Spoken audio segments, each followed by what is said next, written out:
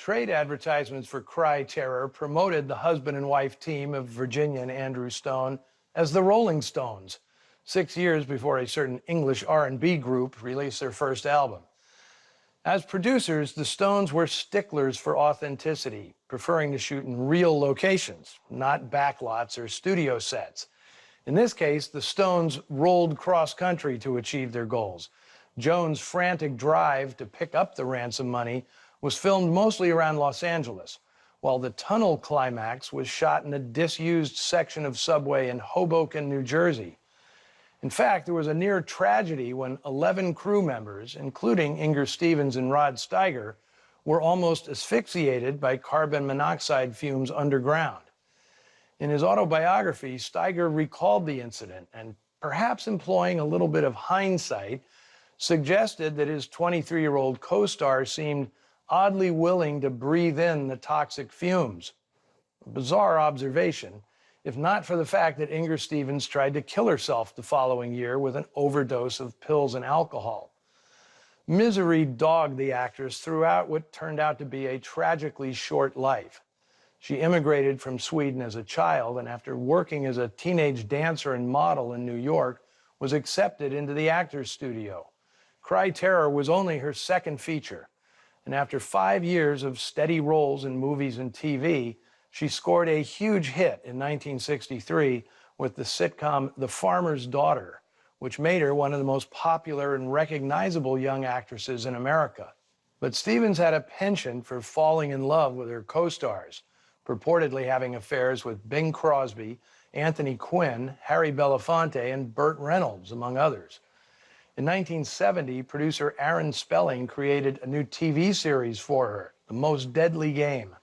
But before production began, Stevens killed herself with a lethal mixture of drugs and drink. Shocking enough, but only days later, another unusual aspect of her life was revealed.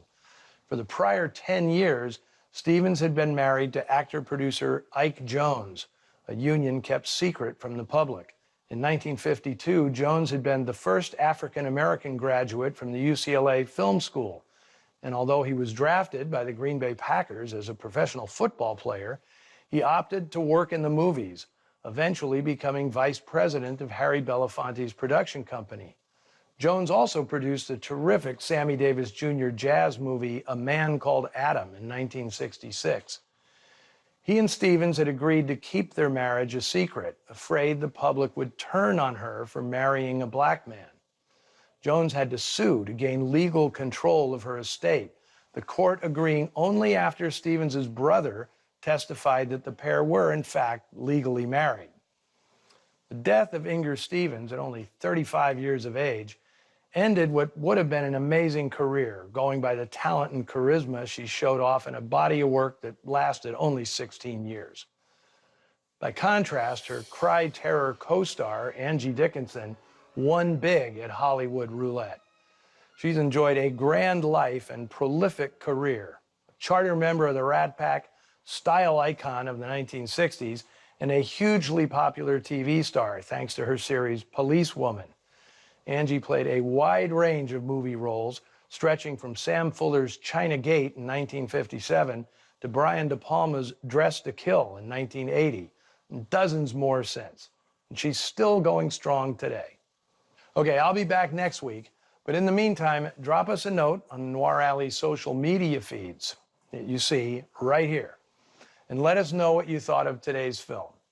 Next week's movie is even more obscure. It's Strange Bargain from 1949, produced by the always reliable B Unit at RKO. Right now, I'm going to drink a toast to both Angie and Inger, two wonderful talents whose lives went in very different directions. Until next time, see you in the shadows.